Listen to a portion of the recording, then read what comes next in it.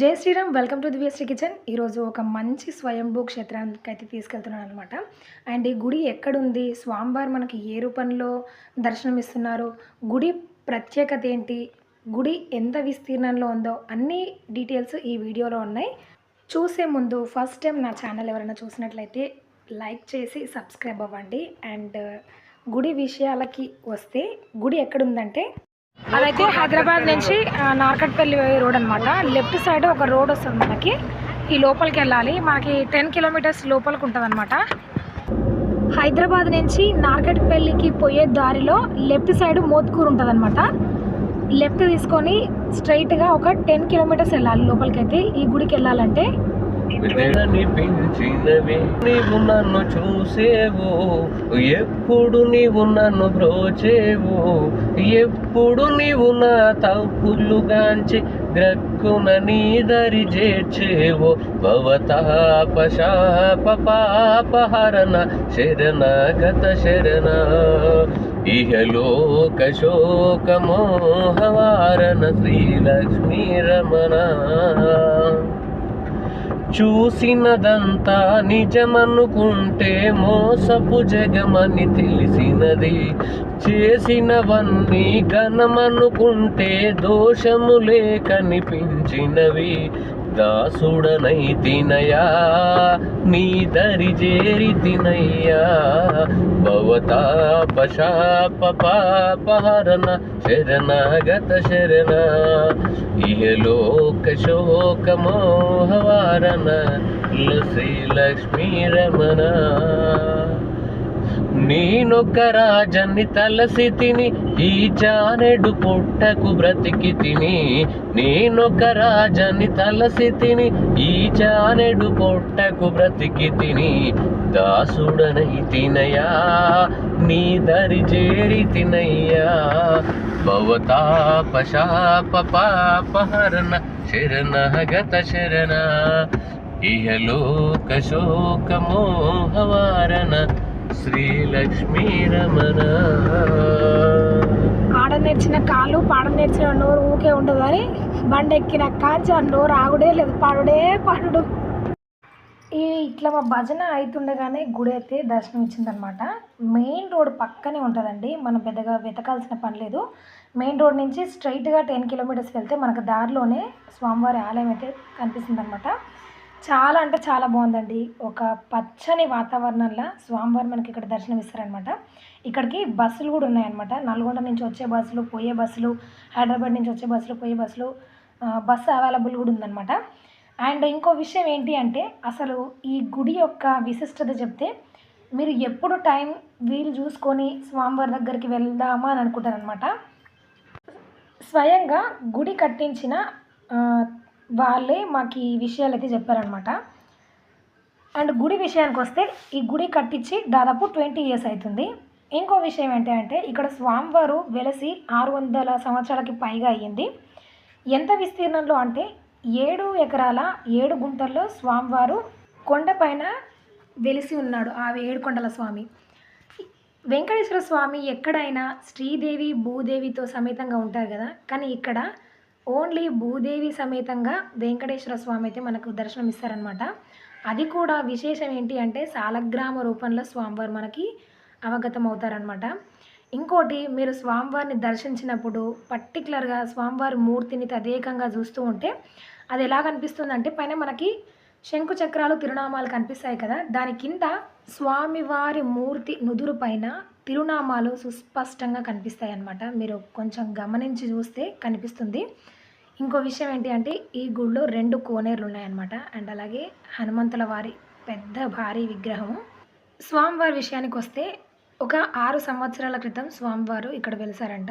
అయితే అప్పుడు ఇక్కడ దట్టంగా అడవి ఉంది కాబట్టి ఇక్కడ అర్చకులు పూజ చేసి ప్రసాదాలు స్వామివారికి నైవేద్యం పెట్టాలన్నా కూడా కొంచెం భయానకంగా ఉండేది కాబట్టి ఉత్సవమూర్తులని గుళ్ళో కాకుండా ఊర్లో ప్రతిష్ఠించి అక్కడ స్వామివారికి పూజలు, ధూపదీప నైవేద్యాలు పెట్టేవాళ్ళనమాట. ఒకరోజు స్వామివారు ఒకరి కలలోకి వచ్చి, ఇక్కడ నేను వెలిసి ఉన్నాను, నాకు ఒక ఆలయాన్ని నిర్మించమని స్వామివారు కల్లోకి వచ్చి చెప్పారంట. అతని పేరు కసిరెడ్డి సుదర్శన్ రెడ్డి. తను సాధారణ జీవితాన్ని జీవిస్తున్నారనమాట, ఒక గవర్నమెంట్ ఎంప్లాయీ. ఆర్టీసీలో ఒక గవర్నమెంట్ ఎంప్లాయీగా జీవనాన్ని సాగిస్తున్నారు. తన కలలోకి వచ్చి స్వామివారు ఇలాగా గుడి కట్టించమని చెప్తే తను రిటైర్ అయిపోయినప్పుడు వచ్చిన అమౌంట్‌తో ఇది దాదాపు 20 ఇయర్స్ బ్యాక్ జరిగిన విషయం అనమాట. వచ్చిన అమౌంట్ తోటి గుడి కట్టడానికి ప్రయత్నాలు చేసి గుడి కంప్లీట్ చేసిన తర్వాత స్వామివారు మళ్ళీ కల్లో కనిపించి నేను కట్టమన్న గుడి ఇక్కడ కాదు, నేను వెలిసి ఉన్న కాడ గుడిని నిర్మించు అని చెప్పారంట. అప్పుడు స్వామివారు చెప్పిన మాటలకి తను చాలా బాధపడి అరే ఉన్న డబ్బులు మొత్తం నేను ఇక్కడ గుడి కట్టేసిన, నా దగ్గర డబ్బులు లేవు కదా, ఏంటి నా పరిస్థితి, నేను ఏం చేయాలి అని ఒక చిన్న మదన పడ్డారనమాట. అప్పుడు స్వామివారు స్వప్నాల్లో ఇలా చెప్పారంట, నేనున్నాను కదా, నీకేంటి భయము, నేనే చెప్తున్నాను ఇక్కడ కట్టమని, డబ్బులు అనేవి వాటంతట అవే వస్తాయి, నువ్వైతే గుడి పనులు మొదలుపెట్టు అన్న విధంగా స్వామివారు స్వప్నంలో కనిపించి చెప్పారంట. ఆ ఉన్న డబ్బులతోనే ఆ మిగిలిన 50,000 to 40,000 రూపాయలతోని మన గుడి మళ్ళీ కన్స్ట్రక్షన్ చేశారంట. స్వామివారు ఎక్కడైతే వెలిసారో అక్కడ ఇట్లా నిర్మాణం చేశారు. గుడి చూడండి ఎంత అందంగా ఉందో. ఈ పని స్టార్ట్ చేసేటప్పుడు వాళ్ళ పిల్లలు హైదరాబాద్లో సాధారణ 10-15 వేల జీతంతో జాబులు చేస్తూ ఉన్నారంట. గుడి పనులు ఎప్పుడైతే స్టార్ట్ చేశారో అప్పటి నుంచి వాళ్ళ జీవితాలు మారిపోయారన్నమాట. వాళ్ళకి అమెరికా నుంచి కాల్ రావడం, వాళ్ళకి జాబులు అక్కడే రావడం, అక్కడే సెటిల్ అయిపోవడం, నెలకి 4.5 లక్షలకు పైగా జీతం రావడం, ఇట్లాగా జీవితాలు మొత్తం మారిపోయాయన్నమాట. ఇంకా గుడి కన్స్ట్రక్షన్ చేయడానికి సరిపడా అమౌంట్ మొత్తం కూడా ఈ ఫ్యామిలీ మాత్రమే పెట్టుకుందంట. గుడికి సంబంధించిన విషయాలు చెప్పమని అయ్యగారిని అడిగితే తనకి హోమం ఉంది కాబట్టి గుడి చైర్మన్ అండ్ గుడి కట్టించిన సుదర్శన్ రెడ్డి గారిని అడిగి తెలుసుకోండి అని చెప్పారనమాట. అండ్ మాకు చాలా ఓపికగా ఈ గుడి కాకతీయుల కాలం నాటిది అన్న విషయం కానించి అన్నీ పూసగుచ్చినట్టుగా చెప్పారనమాట. వారి మాటల్లోనే కొన్ని విషయాలు ఇక్కడ మీకోసం నేను ప్లే చేస్తున్నాను. కాకతీయుల పరిపాలనలో ప్రతాపరుద్రుడు అందివి రాజ్యాన్ని బలోపేతం చేయడానికి బయలుదేరి ఇక్కడికి వచ్చేసరికి ఎత్తు ప్రదేశం కాబట్టి ఇలా ఉంది, ఇక్కడ ఎక్కడ లేదు, అక్కడి నుంచి ఇక్కడ దాకా మధ్యన ఎక్కడ ఇక్కడ ఉండిస్తాను చేసి లేదు కాబట్టి ఎత్తు ప్రదేశంగా నిద్ర చేస్తే స్వామి స్వప్నం వచ్చారు. అంటే ఇక్కడ వచ్చి నిద్ర చేయగానే తెల్లారి వరకు సామంత రాజులు ఇక్కడ ఉన్న రాజులందరూ కర్ణాటక, మహారాష్ట్ర, తెలంగాణ, ఆంధ్ర అందరూ ఇక్కడ సామంత రాజులు ఉంటారు కదా, వాళ్ళందరూ ఈయనకు వశమయ్యి నీకు పక్కన చెల్లిస్తాం, యుద్ధం చేయమని చెప్పారు. ఏం చేసినారంటే ఏదో చేద్దామని ఇది నిర్మించిపోయింది, వెళ్ళిపోయింది. అప్పటి నుంచి ఈ అయ్యగారులను పెడితే ఈ అయ్యగారు ఊరికి దూరాన్ని ఉండడం వల్ల వీళ్ళు రాలే, ఇంకా భయపడుతున్నాం, అడవిలో ఉంది కాబట్టి భయపడి మేము ఈ గుడి చేయలేము, మాకు రాదు అన్నారు. అప్పుడు అంతకుముందు కూడా డబ్బు సపోర్టులు వచ్చేవాళ్ళు పెట్టడానికి, వచ్చి పెట్టుకోవడం అంటే సరికి ఆయన ఏం చేసిందంటే ఉత్సవ విగ్రహాల గుడి ఊళ్ళో పెట్టింది, పెట్టి ఆడ చేసుకోండి అని చెప్పింది. ఇది అయిపోయింది. ఓకే, పని నేను చెప్పిన ఉండిపోయింది. ఇక్కడికి ఎవరు వచ్చారో అంత బండ కాబట్టి ఎవరు రాకపోయింది. వాతావరణం వాటర్ లేదు, కరెంట్ లేదు, ఏ రకమైనది లేదు. ఓకే, అట్లా ఉండడం వల్ల నేను నడిచిపోయింది. నేను ఈ ఊళ్ళో స్టూడెంట్నే. ఓకే, అప్పట్లో ఈ ఊళ్ళో ఉంటున్నా అక్కడనే. అయితే నాకు ఉద్యోగరీత్యా వరంగల్ అపార్ట్మెంట్, వరంగల్లో ఖమ్మం, హైదరాబాదు, ఆంధ్ర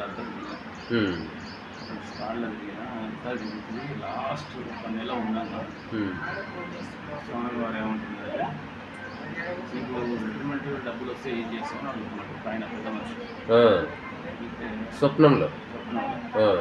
అంటే భక్తి బాగున్నది, ఎప్పుడన్నా ఊరికి వస్తే చెకింగ్లో తిరుగుతున్నా కదా, ఎప్పుడన్నా ఊరికి వచ్చినప్పుడు తప్పకుండా ఊర్లో ఉంది. ఇక్కడ కూడా చూడాలంటే పక్కన ఉండే కానీ ఎక్కడ చూసుకుంటే ఏం లేదు, విషయం ఉంటుంది, అలుగులు కూడా అక్కడ లేవు. అటువంటి పరిస్థితుల్లో ఉన్నప్పుడు ఏం చేసిందంటే నేను ఎప్పుడైనా ఇటు వస్తే ఇక్కడ నుంచి వచ్చి చూసుకోవాలని ఉండేది. అప్పుడు ఈ స్వామివారు ఉండేనా? మూలస్వామి ఉన్నాడు, మూలస్వామి గోడలో ఉన్నాడు. ఓకే, గోడగా ఉంది, ఇట్లా మీ ఇంట్లో గోడ ఉంది, గోడలో ఉండి ఒక 3 నామాలు కనిపించేది. ఓకే, అంతే తప్ప ఏముండదు. నా ఐడియా ఏముందంటే ఒక వద్దరు అంటే రాయి కొట్టేవాళ్ళు ఎక్కడో రాయి కొట్టుకుంటే ఇక్కడ రాయి కొట్టుకుని కూర్చొని వస్తే ఇక్కడ రాయి కొట్టి రాయి కొట్టిందంటే బాబా ఉందమ్మా నేను గుర్తుపట్టలేకపోయినా అయితే అతనికి నడువులు పోయింది ఎవరికి వడ్డీరాయన తీసుకొచ్చి ఆడ పడేసాం వాళ్ళు ఆడలు రాయి కొట్టేది వాడు ఆడ అందులో మంచి ఉండేది వాళ్ళని ఏమలేకపోయింది రాయి కొట్టుకుని కానీ అతను ఆ భార్య కష్టపడి రాయి కొట్టి 3 నెలలు ఎక్కి ఆడికి చూస్తా కదా అయితే ఏం చేసిందంటే ఆ మనిషి ఆడ మనిషి ఒక పిల్లగాడు ఉన్నాడు ఆ పిల్లగాడిని చూసుకుంటూ రాయి కొట్టి సంపాదించి కాల్పుంది మామూలు చెక్క రాగిదో లేకపోతే జమ్మిదో ఏదో చెక్క పెట్టి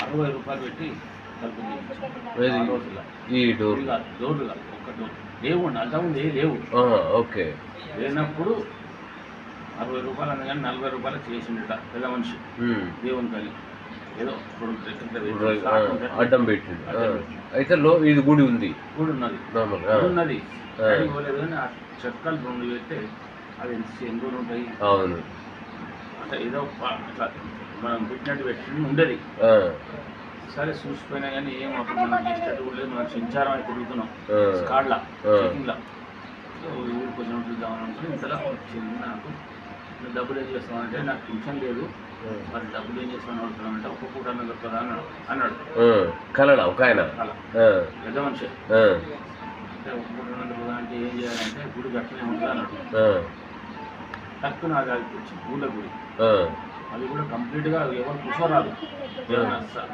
బస్ వేసుకొని కూర్చోవాలి పూజ పోవాలంటే అటువంటి పరిస్థితులు ఉన్నాయి గుడి కూడా ఇది ఉన్నదంటే అది కూడా అంతే ఉంది ఓకే సరే నేనేం చేశానంటే అదే అనుకొని టైల్స్ మార్బులు గ్రానైట్ అమెరికన్ డైమండ్ పీఠాలు గోడలు టైల్స్ చుట్టూ నల్లాలు కంపౌండ్లు అంతా చేసినాం అంతా ఏంటి ఒక సంవత్సరం పట్టింది అంతా చేసి ఎన్ని డబ్బులు ఖర్చు పెట్టిందో 6 లక్షలు 8 లక్షలు ఖర్చు పెట్టినా కళ్యాణ మండపం కట్టినా ఆ రోజుల్లో అప్పుడు 20 రూపాయలు అంటే 10 రూపాయలకే ఆడ మనిషి 20 రూపాయలు పెడితే మగ మనిషి 22 ఏళ్ల కింద సంగతి చెప్తున్నాం 22 ఏళ్ల క్రితం 8 లక్షలు ఖర్చు పెట్టింటారు గుడికి ఓకే కళ్యాణ మండపం కట్టినాం ఆ కళ్యాణ మండపం స్థలం కూడా కొన్నాం ఓకే కొని కట్టి ఇక ఇక్కడికి వచ్చేటోళ్ళు ఎవరు ఉండరు కదా ఆడన్నా చేస్తామని ఐడియా చేసిన అయిపోయింది అయిపోయిన తర్వాత మళ్ళీ ఏమంటుండు నేనేం చెప్పినా నువ్వేం చేస్తున్నావు అన్నాడు ఏం చెప్పినావు అన్నా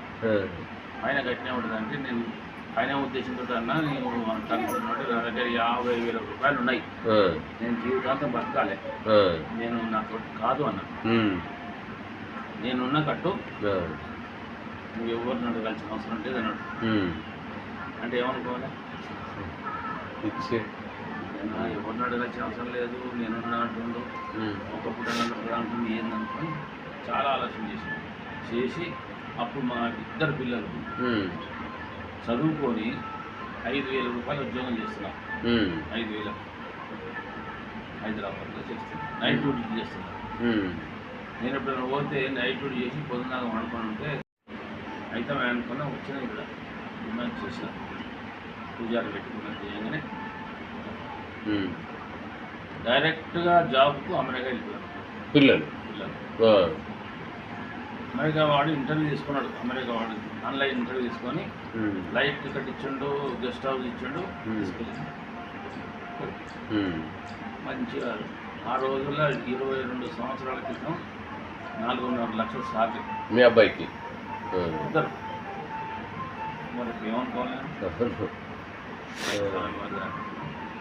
ఇక వాళ్ళు పంపుతూనే ఉండు కాంపౌండ్ తిట్టినా స్లాబ్ వేసిన మొత్తం ఈ 8 స్తంభాలు తప్ప ఏం లేదు ఇక అది కట్టు ఈ గుడి వేరే కట్టినా ఇది ఒక్కటే పాతది మనం ఎందుకు వస్తాయి మీదే అంత మీ ఓన్ మనీ ఇక్కడ కాంపౌండ్ కట్టినా అది మీ జన్మం ధన్యమే అది ఇలా ప్రతి ఒక్కరి జీవితంలో స్వామి మహిమలు కోకొల్లలుగా ఉంటాయన్నమాట. అది 7 కొండల స్వామి మహిమ. ఆయనతో మామూలుగా ఉండదు అసలు. ఒక్కసారి ఆయనను నమ్మి జస్ట్ ఆయన పాదాలు పట్టుకురనుకోండి, మిమ్మల్ని స్వామి ఒక స్థాయిలో నిలబెడతాడనమాట. అండ్ ఈ స్వామి మీకు నచ్చితే ఒకసారి లైక్ చేసి సబ్స్క్రైబ్ అవ్వండి. అండ్ కొద్దిసేపు స్వామిని మనసారా దర్శించుకున్న తర్వాత చుట్టుపక్కల వాతావరణాన్ని అయితే బాగా ఆస్వాదించామన్నమాట. అయితే కోనేరులో ఒక ఫ్లవర్ తెంపిండు. ఆ ఫ్లవర్ కొంచెం రెక్కలు ఊడిపోయి స్వామివారికి పెట్టే రీతిలో లేదు కాబట్టి తీశాడు, లేకపోతే నేను తీయనిచ్చేదాన్ని కాదు. ఎందుకంటే గుడికి వెళ్ళినప్పుడు సైలెంట్గా స్వామిని దర్శించేసుకొని పరిసర ప్రాంతాలని కలుషితం చేయకుండా, అక్కడున్న వాటిని ఎలాంటి విధంగా డ్యామేజ్ చేయకుండా మనం ఎలా వెళ్ళామో అలా రావాలి. అది మాత్రం నేను మా పిల్లలకు చెప్తాను. కాకపోతే అది ఇంకో 2 రోజుల్లో రాలిపోయి అందులోనే కలిసిపోయేదనమాట. ఆ ఉద్దేశంతో నేను తెంపనిచ్చాను. తర్వాత చూడండి ఇక్కడ ఎంత బాగుందో వాతావరణము, చాలా బాగా అనిపిస్తుంది. ఇంకొక విషయం ఏంటి అంటే ఇక్కడ చాలా చాలా ముఖ్యమైన విషయం ఏంటి అంటే, ఇక్కడ ఉన్న ఊడలని మీరు మనసులో ఒక కోరిక కోరుకొని వాటిని ముడివేసి స్వామివారికి దండం పెట్టుకున్నారనుకోండి, 90 రోజుల్లో మీ కోరిక నెరవేరుతుందంట. ఇక్కడ చాలామంది చెప్పారు. అండ్ అలాగే గుళ్ళో అర్చకులు కూడా చెప్పారనమాట. ఒకసారి వెళ్ళి మీ మనసులో ఉన్న కోరికను స్వామివారికి వెల్లడించి ఇక్కడ ఉన్న ఈ ఊడలని ముడివేసి రండి. కంపల్సరిగా 90 రోజుల్లో మీ కోరిక నెరవేరుతుంది. అండ్ ఈ అక్కనపల్లి వెంకటేశ్వర స్వామి మీకు నచ్చితే లైక్ చేయండి, మీ ఫ్రెండ్స్ అండ్ ఫ్యామిలీ మెంబర్స్కి షేర్ చేయండి. మరికొన్ని ఇలాంటి స్వామివారిని చూడాలి అనుకుంటే నా ఛానల్ని సబ్స్క్రైబ్ అవ్వండి, నన్ను సపోర్ట్ చేయండి. మీరు చేసే ప్రతి ఒక్క లైక్ నేను ముందు వీడియోస్ చేయడానికి ఎంకరేజ్మెంట్గా ఉంటుంది. అండ్ ఫర్దర్గా నా వీడియోస్ అందరికీ షేర్ చేస్తూ ఉంటారనమాట. అంటే యూట్యూబ్ వేరే వాళ్ళకి ప్రమోట్ చేస్తూ ఉంటుంది. మీరు చేసే ప్రతి ఒక్క లైక్ నాకు ఇంపార్టెంట్ కాబట్టి లైక్ చేసి మీ ఫ్రెండ్స్ అండ్ ఫ్యామిలీ మెంబర్స్కి షేర్ చేయండి. మరికొన్ని ఇలాంటి డిఫరెంట్ వీడియోస్ కోసం నా ఛానల్ని సబ్స్క్రైబ్ అవ్వండి. Thank you for watching. జై శ్రీరామ్, జై జై శ్రీరామ్.